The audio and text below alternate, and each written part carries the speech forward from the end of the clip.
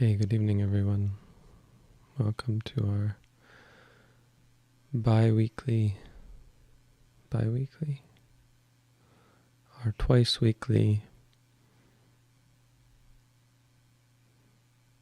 meditation session and Q&A.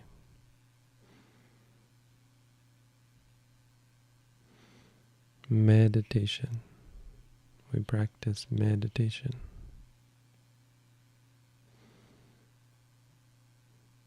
It's a bit misleading of a word because it's not, we don't use the word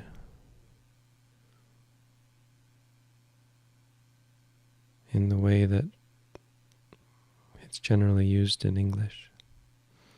In English it means something like to weigh things. Med, the root med, has to do with weighing, measuring. That's where medicine comes from. To meditate is to mull, to ponder. We don't really do any of that. In fact, in some sense, that's the opposite of what we're trying to do.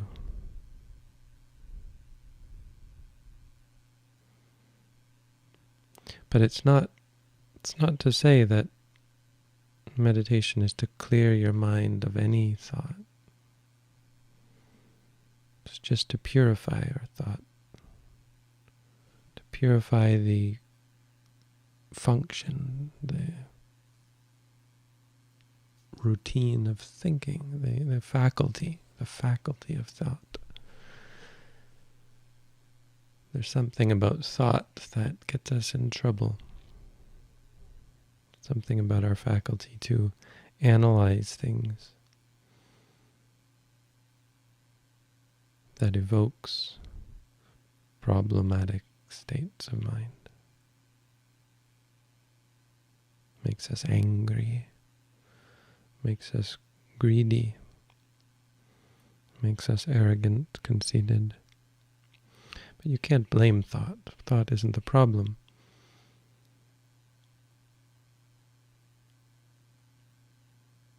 The problem is our ignorance, is our lack of clarity. And so we create clarity of thought. I mean, meditation isn't, the way we practice isn't to clear the mind of any thought, isn't to blank the mind, isn't to stop thinking. To have clarity of thought.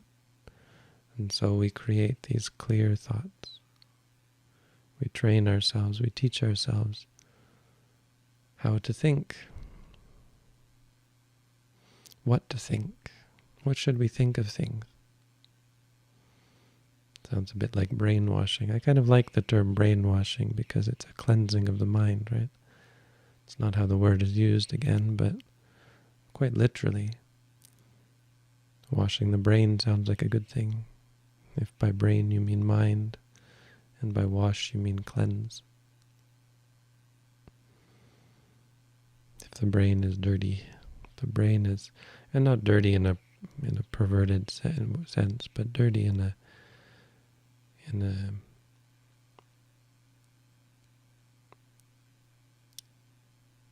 like how a motor might get dirty, or a machine might get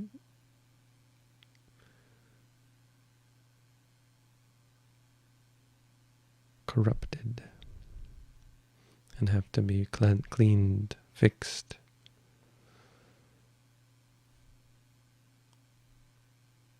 In the old days you had to clean your CD drive,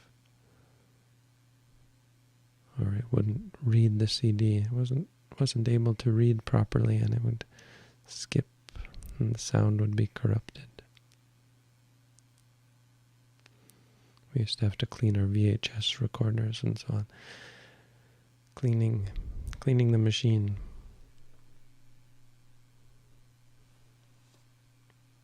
So with meditation we do this cleansing.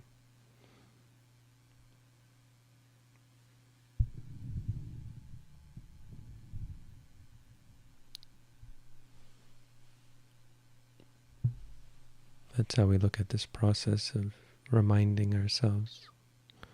We're trying to evoke thoughts that are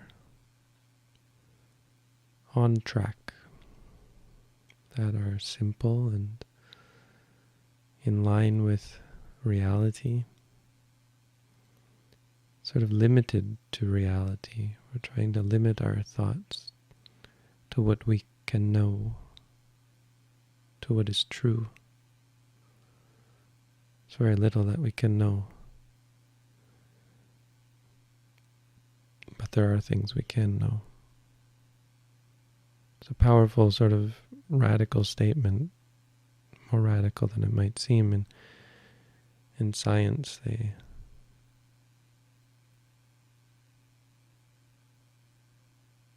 in modern science, there's a concept that we can't know anything.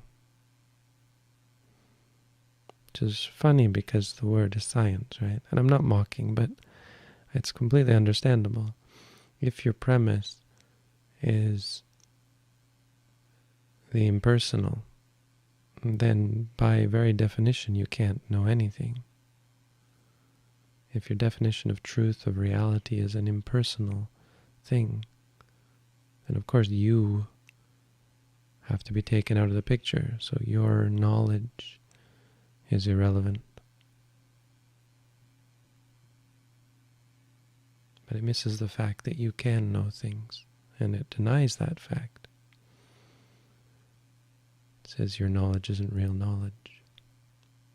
Of course, because they rightly point out the problem of bias and the problem of the inability to confirm or deny bias, to be certain of an absence of bias.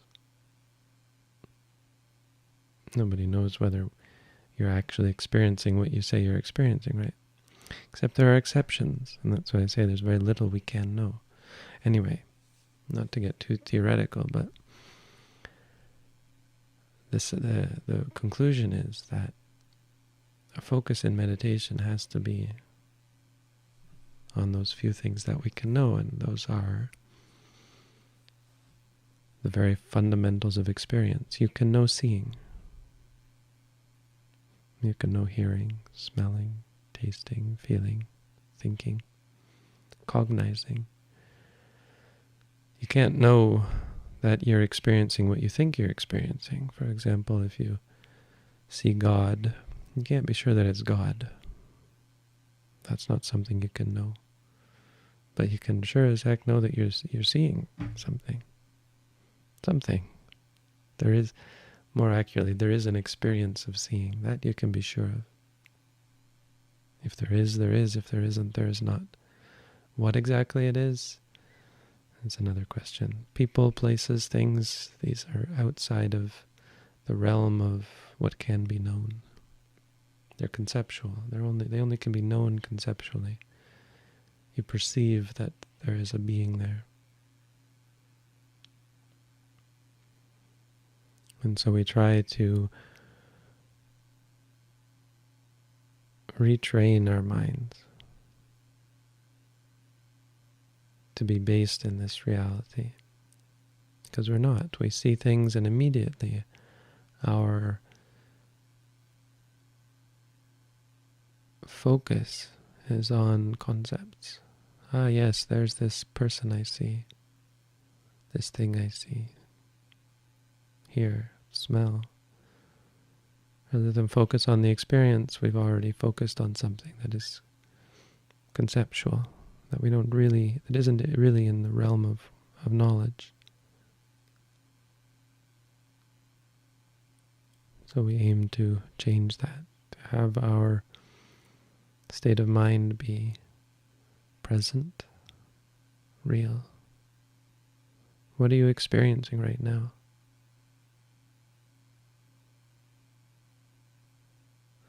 You're experiencing seeing, experiencing hearing. What are you seeing?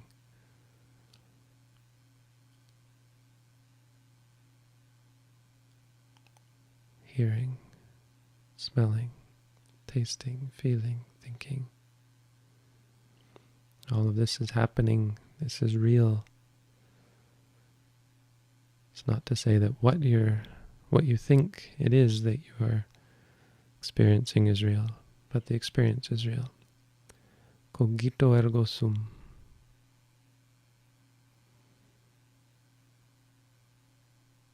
I am. There is something, and that something is experience. So, welcome again. Normally at this time the chat would be more active, so am I missing something, or have Shraddha, do you see anything in the chat? Yes, I do. Okay, I don't see anything. Which I guess is okay, I don't need to see the chat, but let me see if I can confirm that we're live. Oh, there it is. Yeah. No, my thing was frozen. Okay, so here's how it works.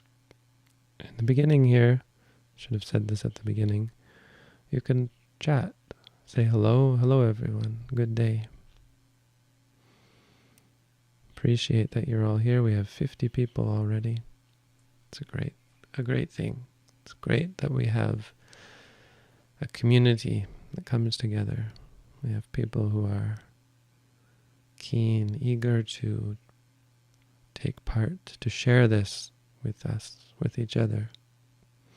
This time to be mindful, to be present. We come together to be present, to train our minds in this, the experience of reality. But once we get started, we've sort of begun an experiment of limiting the chat to questions only. And please, that includes telling other people, please don't worry about telling other people they shouldn't talk. I don't have to say anything. Don't even have to, really, nobody should be reading the chat. Well, right now it's okay. Right now we're chatting. But once we start with the questions, I've asked Shraddha to remove anything that's not a question from that point on. Just makes it easier for her, makes it easier for all of us. It prevents this state of distraction. It reminds us to focus inward. You keep your eyes closed and focus on your own experience. If you have a question, open your eyes, type it out, but then close them again. Go back to, forget about what's going on in chat. Go back to reality.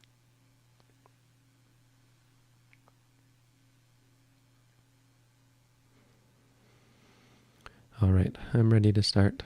So from now on, questions only, please. Everybody put on your meditator hats and close your eyes. Let's begin.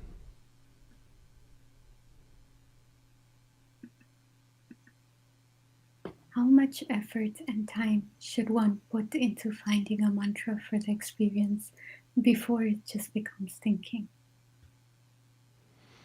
It's a bit of a skill in the beginning. Something new, a new way of approaching things, because by the time we found a mantra, our mind is already gone and thought up its own thoughts about things. It's okay in the beginning to take your time, but it should get quite quick and routine after some time. It will become second nature for you to recognize what something is. You see, the time it takes to recognize is the building of that skill. When you experience something, the time it takes for you to coalesce in your mind what that actually is, to have this determination come up in the mind. Yeah, that's what that is. That's that time is time spent cultivating mindfulness, cultivating recognition or remembrance of the thing. We can't quickly do that in the beginning because we're not quite clear on what it is. We think it's a person talking. If you hear me talking, your idea is that that's a person talking. By the time you are focused on, it takes time before you're focused on what you're actually experiencing, the hearing.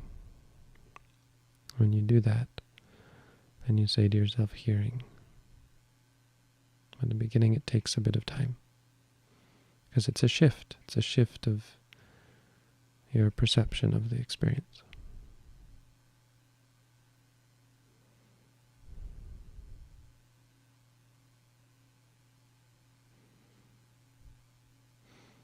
I think in the beginning you might stress over it, worry about it, doubt about whether you found the right word, for example.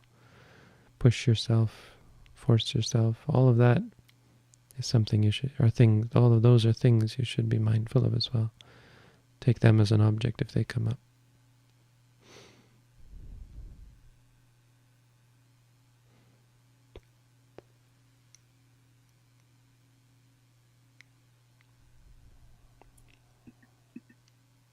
I have an emotional pain that is sinking me. On what basis should I disidentify from it and let it go as not concerning me? It is my responsibility to have created the conditions for it to occur.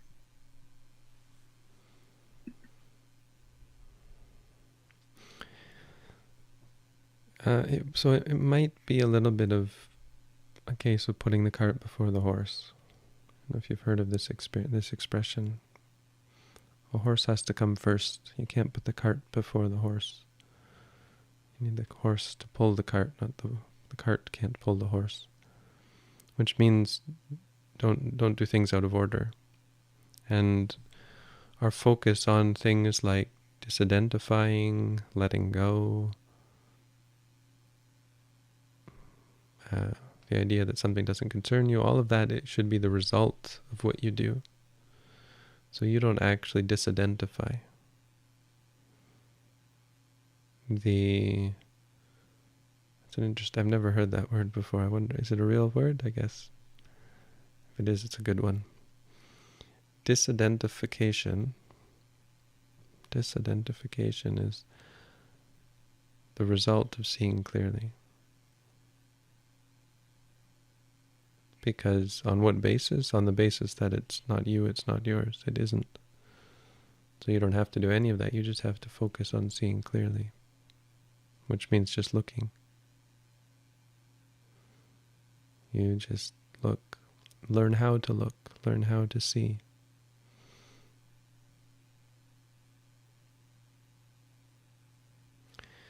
So let's take emotional pain, for example. If it were you, then it wouldn't be sinking you, because you'd be able to control it. You'd be in charge of it being there. It's not really how it works, this idea of I, this idea of me. So you disidentifying, I disidentifying from something isn't really a thing, because there's already identification once you say, oh, it's me who's experiencing it. So that's not how it works. It works by observing the emotional pain and becoming weary of it. Because, yes, the mind is responsible for it, but the mind is an unwieldy beast. And the only way to make the mind let go of its stranglehold on these experiences is to observe it until there arises a boredom of sorts, a disenchantment, we call it, nibbida. Atta nibbindati dukkhe, one becomes disenchanted with suffering. One's excitement vanishes because it's not very exciting. In the beginning, that's the problem, is it is quite exciting to the mind. Something bad happens, something good happens, and the mind is excited, stressed by it. Eventually you observe it so much, And that's what mindfulness gives you, is this repeated observation. Once you've done it enough, then there's no excitement anymore. The mind has had enough and it lets go. Has had enough of getting stressed, getting upset. It's come to see that getting upset is no benefit. It's no good.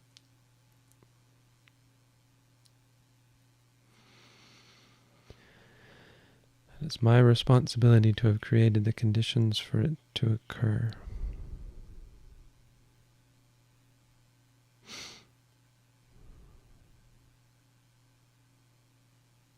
I think that doesn't really mean as much as you think it means. It's in the past, and it's a perfectly valid observation that you have a responsibility, or this is how it occurred, and it's not caused by anyone else. But it doesn't really mean much in the long term. It doesn't say much.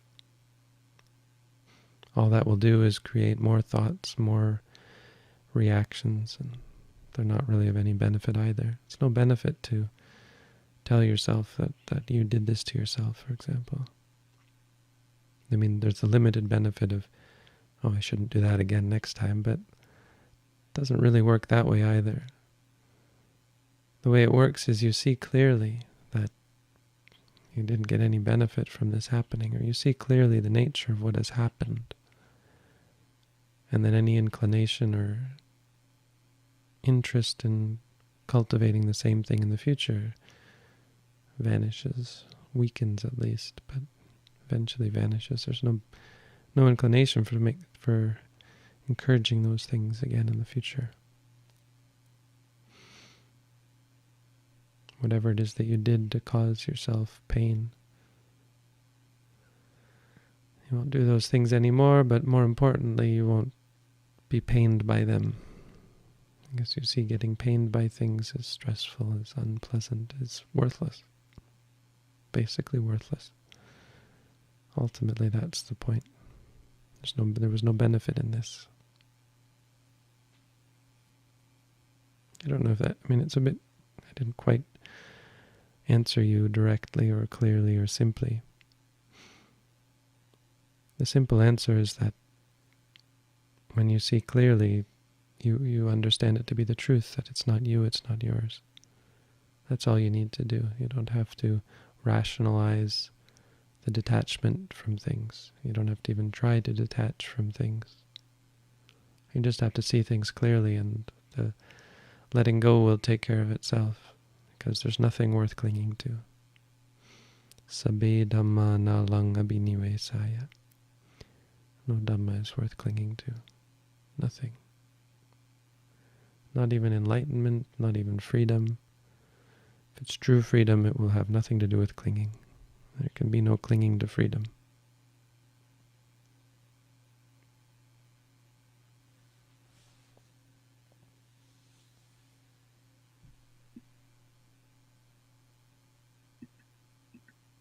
How do we know that our meditation is progressing? It's a common question. The simple answer is that you'll have less greed, less anger, and less delusion. But I'd like to add to that a focus on progress is often a hindrance itself. The only way to really progress, if that's even the right word, is by focusing on the practice itself, which seems a little bit like a cop-out, but let's explain sort of why that could be, or how you could swallow that idea, because why would you focus on the practice if it wasn't actually leading to progress, right? If there was no benefit to it, how can you tell yourself to focus on it without being reassured The problem with reassurance is that it's unpredictable. We're very complicated beings, and you might do all the right things and still have bad things happen to you because we're complicated, and the causes of bad habits are still to be felt. And so you have all these bad habits, and then you do all these good things, and the bad habits still bring their result. You still get stressed and upset. You still have greed, anger, delusion, even though you are practicing rightly. It's not something that's quickly or simply effected.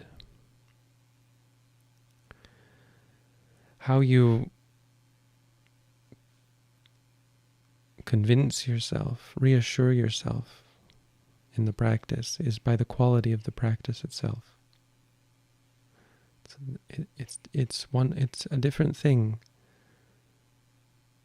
to see the quality of the practice than it is to see the fruit, to see the benefit. So rather than focus on benefit as such, you focus on the beneficence of the practice. Is what you're doing beneficial? Can be answered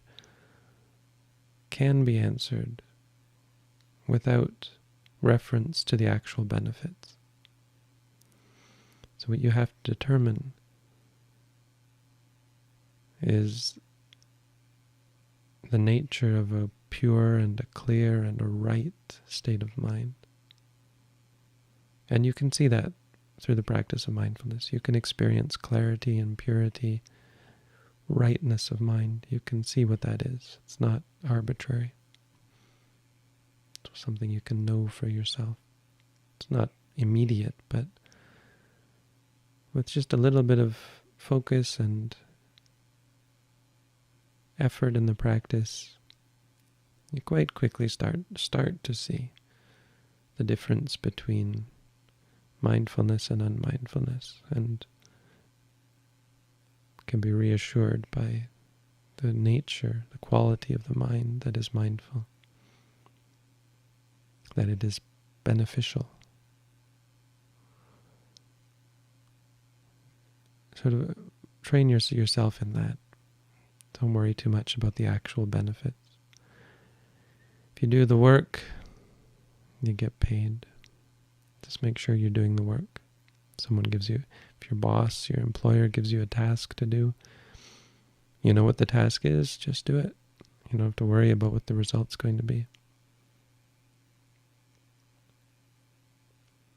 Or maybe more directly, more simply, if you plant seeds, as long as you know what you're planting, you don't have to worry about what's going to grow.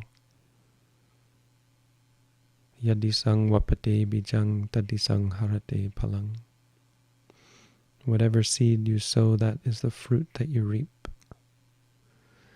Kalyanakari kalyanang papakari cha papakang. If you sow good deeds, good things come. If you sow goodness, good things come. Goodness comes. If you sow evil, evil comes.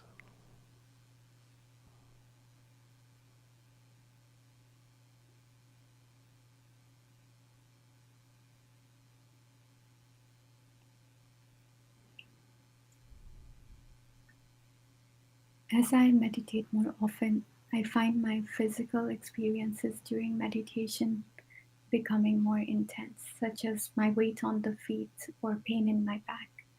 Is this normal, and will it remain so going forward?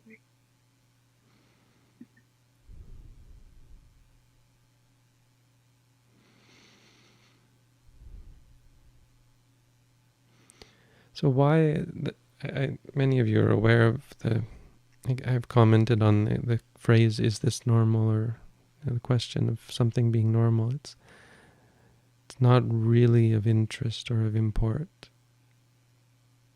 And I'll explain why again, because it's actually a bit antithetical to what we're trying to do. It's a natural reaction, you see. We want to be reassured that this isn't out of the ordinary, because that would somehow be problematic. But you see, a very important part of the practice is to see the uncertainty of things, that there will be abnormalities, that abnormality is the normal. In fact, there is no normal. You can't predict, you can't depend, you can't rely on anything. You can't rely on things to be a certain way. One of the things that happens when you meditate is you change. Your personality changes. For the better, absolutely for the better. But we often get reports from meditators or concerns from meditators that the people around them are displeased by the change. And they can't point out anything that's wrong with the change often.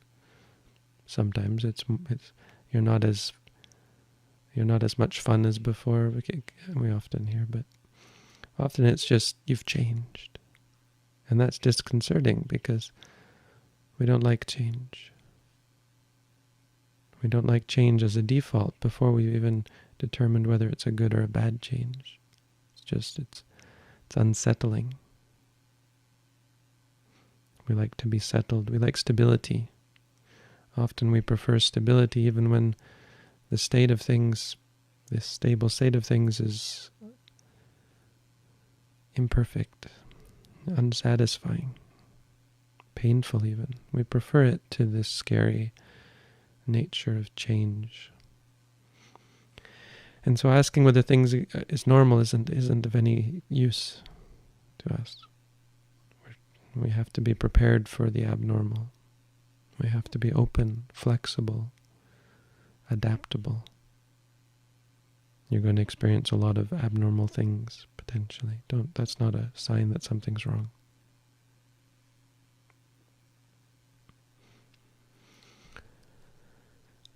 So things being more intense is not a sign that some things are wrong, and it would be equally problematic. It can often be even more problematic to think that there's something right about that. So whereas sometimes a meditator will be concerned that things have changed and there are abnormal experiences, it can also happen that another meditator might be reassured by things changing. This must be it. And they'll try to induce or evoke those abnormal or extraordinary states. That's also not right.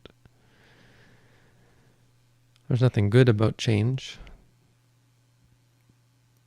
It's not a good sign.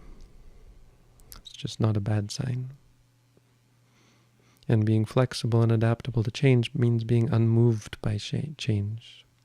Puttasa loka dhammihi cittang yasana kampati, whose mind is unaffected, unwavering in the face of the changes, the ways of the world.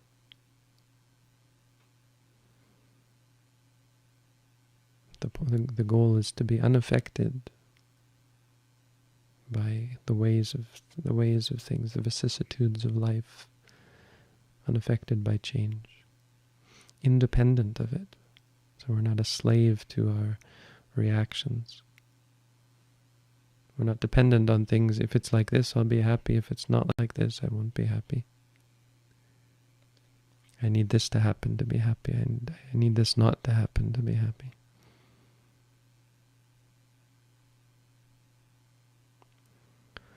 So will it remain so going forward? Isn't really all that. Don't worry about that. Don't worry about whether it will remain. Nothing lasts forever. It's a simple truth. More importantly, it doesn't matter whether it does. Things come or they go. It's not of any consequence. Doesn't mean anything that experiences are becoming more intense. That's a common experience. It does come and go, but don't be concerned with that. Be reassured that it is not the goal, it is not the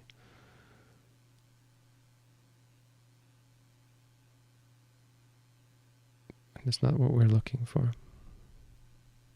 This is not that. Try to remind yourself whenever you experience something, just say, This is not that. This is not what we're looking for. If it arises, it's not what we're looking for.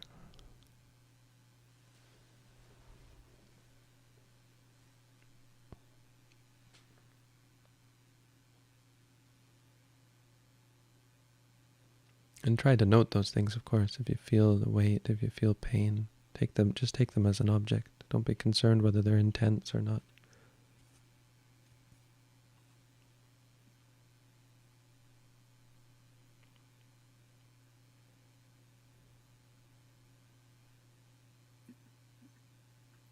How do you cope with chronic illness and symptoms of pain with meditation? I find it very challenging as I'm just getting started with meditation. Well, challenge is good. Don't be discouraged by challenge. Try and work with your reactions to the challenge, or your reactions that make you recognize or make you evaluate it as challenging. There might be stress, there might be discomfort, disliking. Try and look at those as well. But be prepared for the challenge. The only alternative, of course, is just to suffer with it, to become addicted to medication, and so on.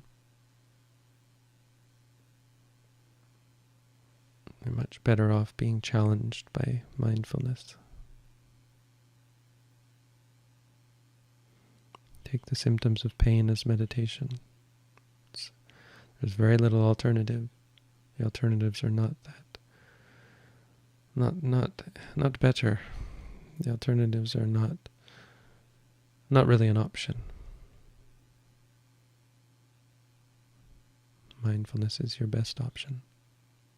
And it's challenging. But there's a difference between challenging and difficult and impossible. Just because something is difficult has no relation to impossible.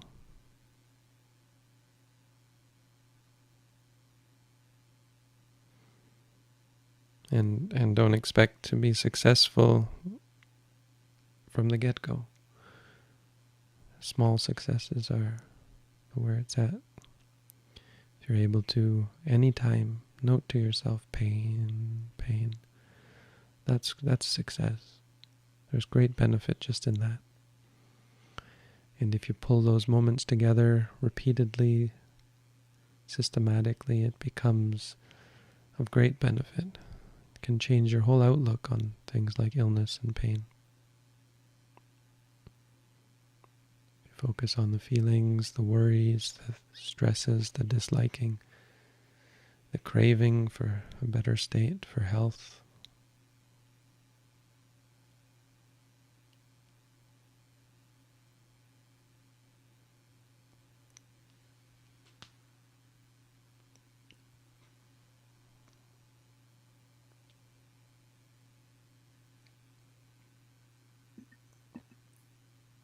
I'm currently in my last year of studies before university, and there's a lot of pressure for me to go well in studies. I find myself feeling dissatisfied at the end of the day. How can I stay mindful? Sometimes you have to do things you don't want to do. Look at the dissatisfaction. Be mindful of the dissatisfaction. Be mindful of all your thoughts of what you could better be doing. Really, the more important thing is that we often focus too much on what we're doing. We focus on the fact that we're doing things rather than what we're doing. Right? So you don't want to be studying, and you focus on that fact. I'm studying.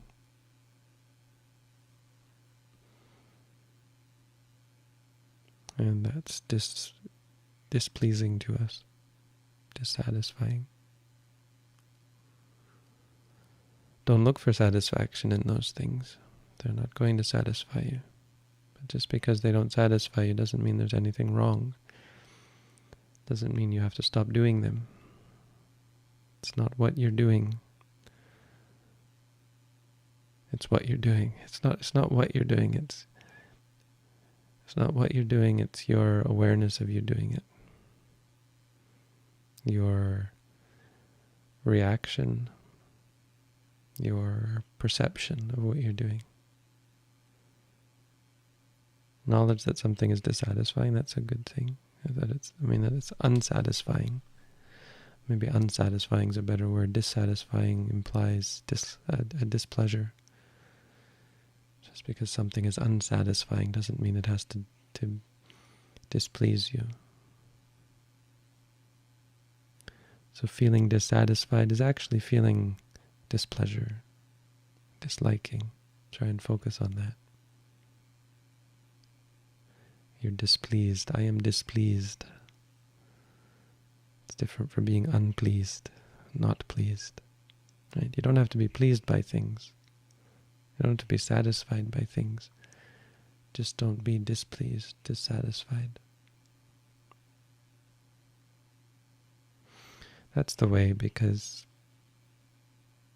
many times we have to do things that are unsatisfying, that have no capacity to satisfy us. In fact, satisfaction doesn't come from things at all, so it doesn't matter what you do, really. Satisfaction comes from an independence, anisito, to be independent. Undependent, not dependent on. Anisito, nisita. To have your happiness, your satisfaction, your peace of mind be independent of what you're experiencing.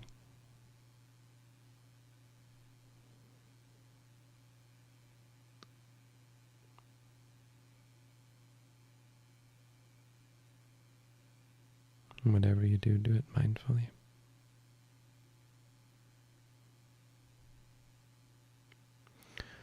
So again, we're in the period where we're answering questions. Please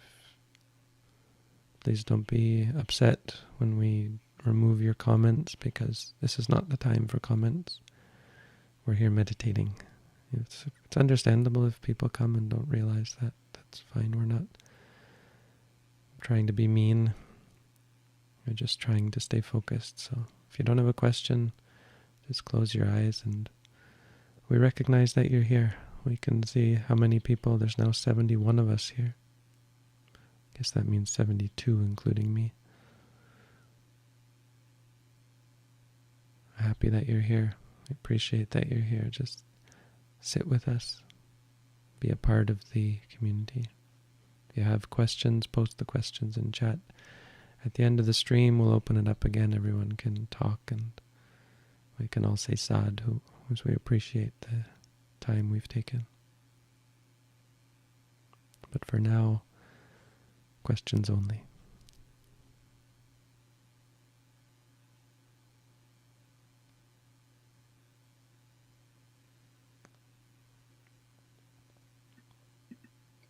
Should one force himself to meditate every day, or should one not meditate if it requires forcing oneself?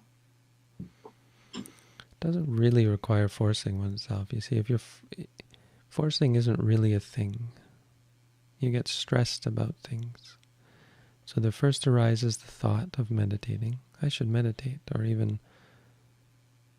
I should meditate, or just some thought about meditation, some reminder of your commitment to meditation, perhaps. Just the thought of meditation arises. And then there arises all sorts of reactions to that thought. Oh yeah, I should.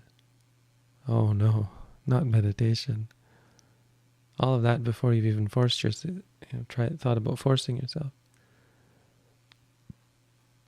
Maybe sometimes you're excited about it, but maybe sometimes you're really not excited about it. And all of that should be the object of mindfulness. So if you're averse to meditation, you should note that, disliking, perhaps. Afraid, worried sometimes. If you do that, the idea of the concern about forcing has already been circumvented, because you're already meditating. And so the idea of forcing doesn't have to ever come up. You can just change your posture. Change your posture from sitting or standing to walking. And there you're doing the walking meditation. But the change of posture wasn't the beginning of meditation. The meditation already started when you started noticing the disliking or the stress. And you just continue it in the walking posture. So you never have to force anything. Basically focus on the disliking. Focus on what it is that requires you to force yourself. Because you're not actually forcing, you're just reacting to those reactions.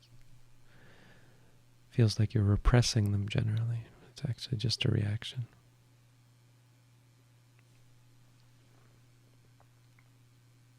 If you don't like something, take that as your object.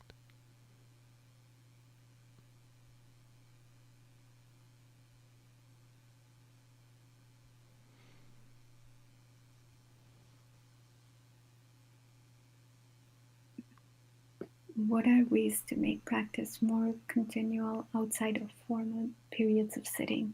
Is this a natural outcome of years of practice? Or are there ways to expedite the process, so to say? I mean, the best way to expedite it is to do intensive practice. Intensive practice gives you a solid foundation. It's a way of training the mind, well, intensively. It's not the ultimate solution, because habits are deep-rooted and respond more to the long-term solution, the long-term effort that one puts in day after day after day. But they do respond on some level, and there is a benefit. There is a sort of expediting to some extent through intensive practice, especially because of the depth of clarity. See, daily life, daily practice, someone who practices every day an hour or two might think that they're accumulating benefit, but they're also potentially accumulating detriment in the times when they're not meditating, when they're not mindful. The time when you do intensive practice, you're constantly cultivating, repeatedly cultivating throughout the day this inclination towards clarity of mind. And so the depth of clarity, the intensity of it is increased.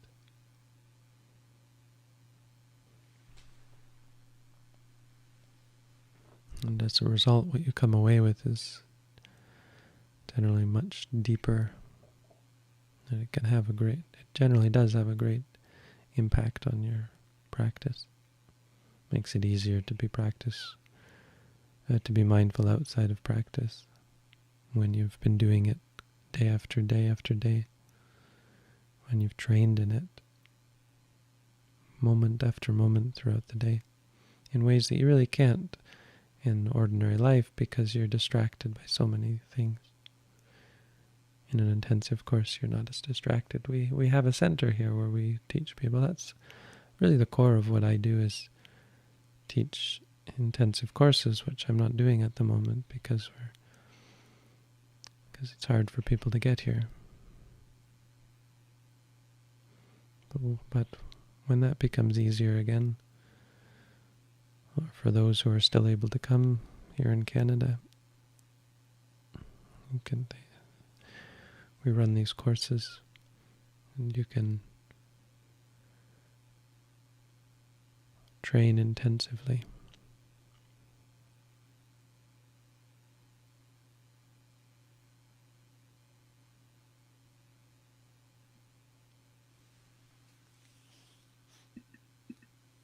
Bhante, would you recommend a serious lay practitioner to take the 8 precepts continually? Would this be beneficial for his practice?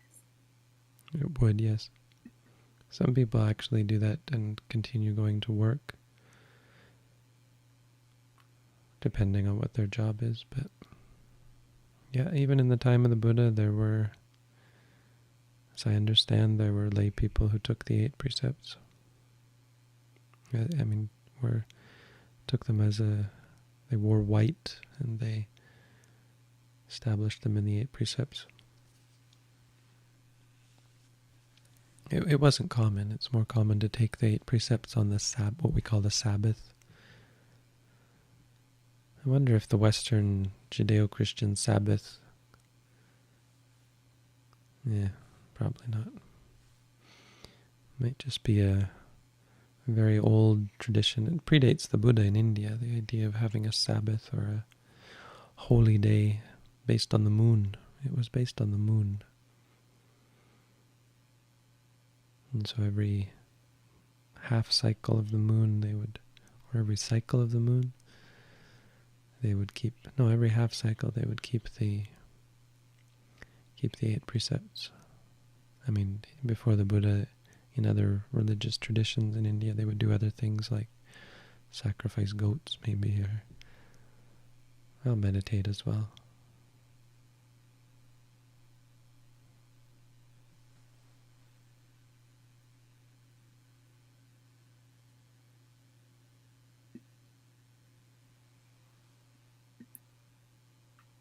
I have extreme problems with keeping myself concentrated while meditating. Any solutions?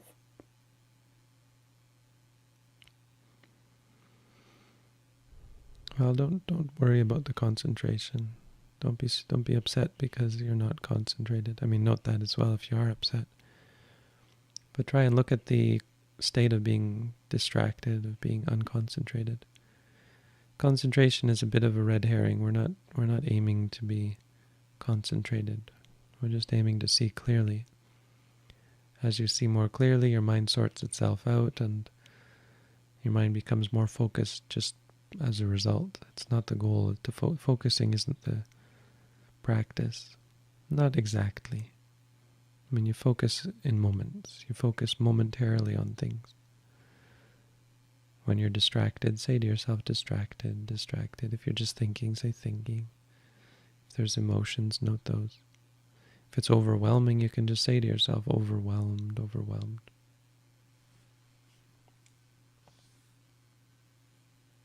But don't worry or try to be concentrated. Don't be concerned that you're not concentrated. Recognize that you are making it a problem. Saying I have extreme problems is making it a problem, and keeping yourself concentrated is an activity that we're not trying to engage in. Recognize when you're unconcentrated, and the more times, the more often you can recognize that, the more focused you'll become. It's a challenge. Recognize that what you're experiencing is the challenging nature of being present. That's a good sign. You're challenging yourself is a good sign. It's training you. It's helping you see more clearly, more deeply than before.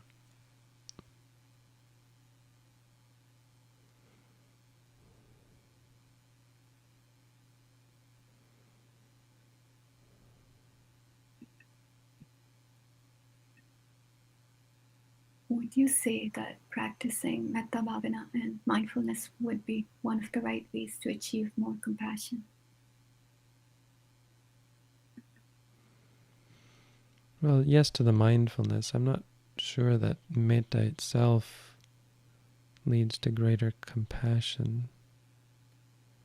Only because they're not the same thing, but it's maybe nitpicking because metta and karuna are you can use the word karuna if you want because you're using the word metta, but metta and karuna are basically 2 sides of the same coin.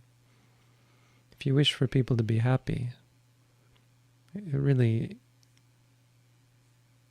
I mean, I guess yes. I guess if you are cultivating metta, because if you're wishing for people to be happy, how could you possibly not wish for them to be free from suffering? So I guess, yes, cultivating metta would indirectly improve compassion. But my answer was related to the benefit of mindfulness, because metta and karuna, the point is that if you really want to get better at metta and karuna and mudita and upekkha, the 4 Brahmaviharas, mindfulness is the key. The Brahmaviharas can help you through the practice, and intentional development of kindness and compassion and so on can help you, to help direct your mind towards this objectivity, this clarity of mind. But creating the actual clarity of mind that comes from mindfulness in turn makes it easier to be kind and compassionate. So they work together that way, cyclically. Metta and karuna support mindfulness, and mindfulness supports metta and karuna. In that way, I wouldn't say so much that metta supports karuna and vice versa. They depend on clarity of mind, because you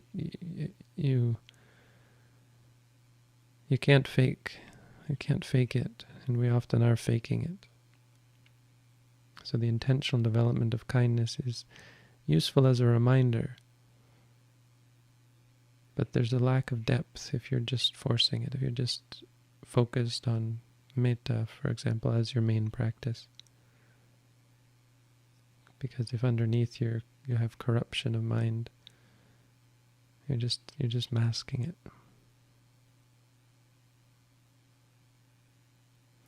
Wisdom is the only true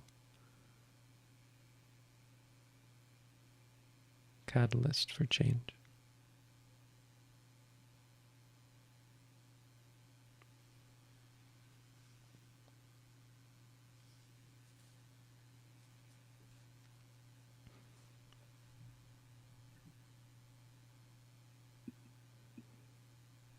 How do you deal with feeling ashamed? Should I meditate on that, even if it brings many strong negative emotions? So mindfulness is about facing things. Don't be worried that it might bring strong negative emotions.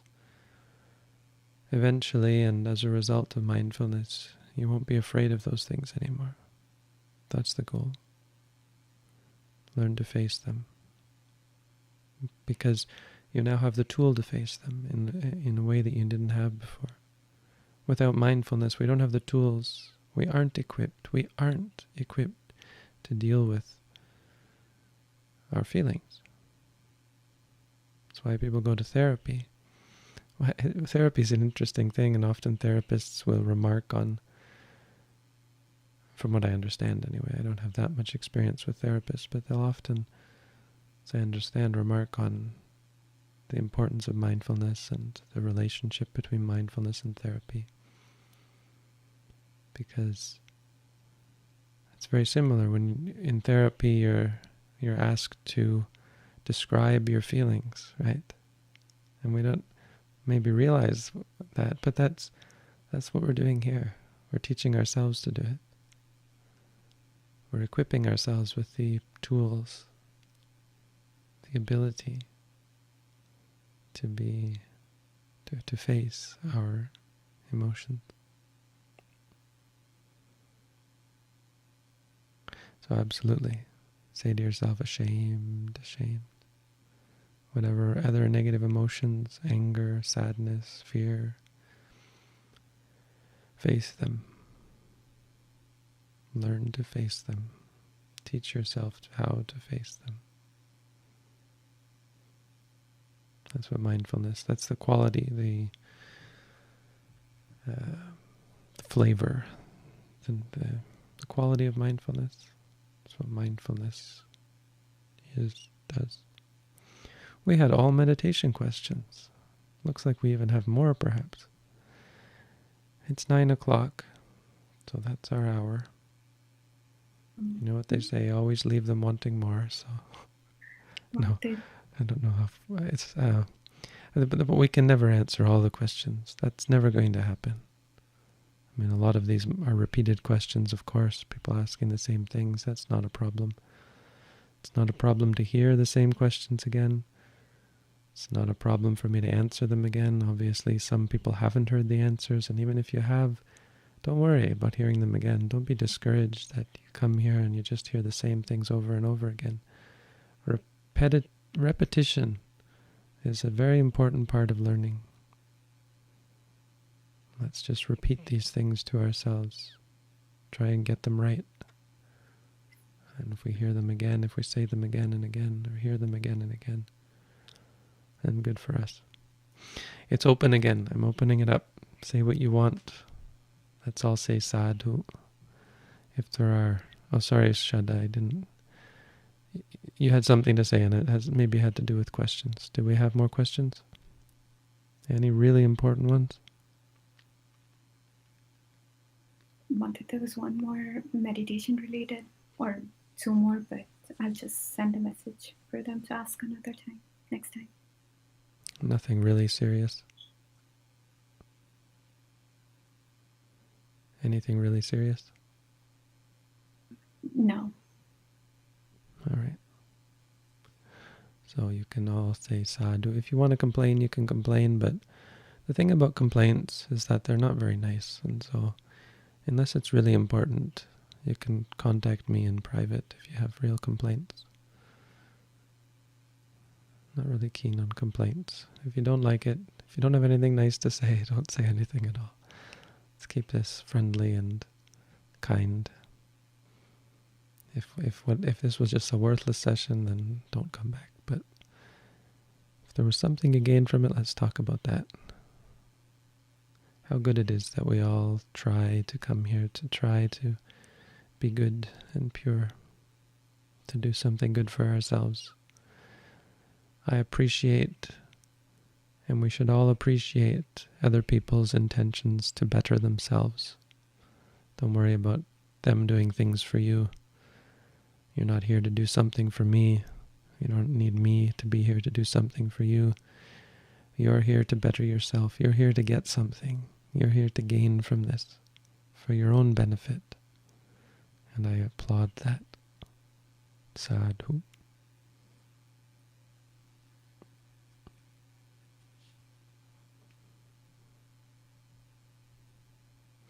Also, there are many YouTube videos.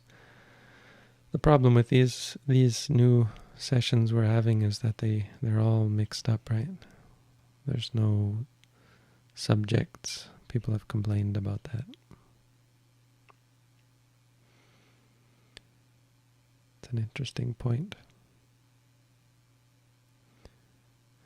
But to that end, we have a group of volunteers, I understand, who are putting together written versions of these talks.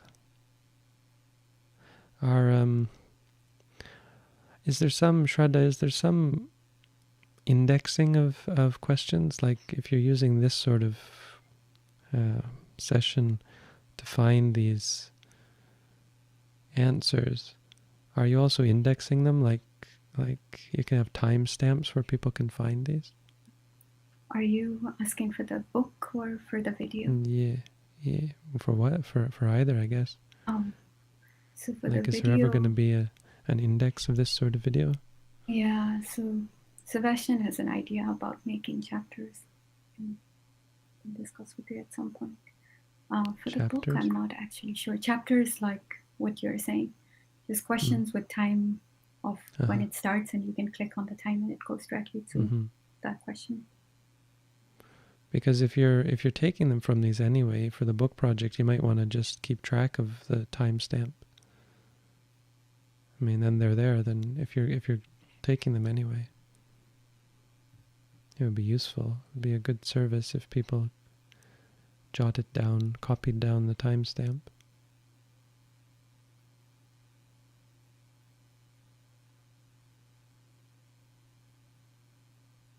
No? Yes, I was trying to do it, but I think it's a bit hard for me to do it. But maybe I think so. Suppose you're watching a video. Suppose I think you can just click on the share link or something, and it immediately has a timestamp. Right. Yeah, we can either ask people to do it, but I think Sebastian has an idea of doing it more automated. Like he was thinking of a way to read what's on the screen, and I think if he's doing that, then we can put timestamps for when what's on the screen changes. Wow. That's kind of cool. Yeah, that would work, I guess. Or I'm not actually sure how it would work, but I think that could be.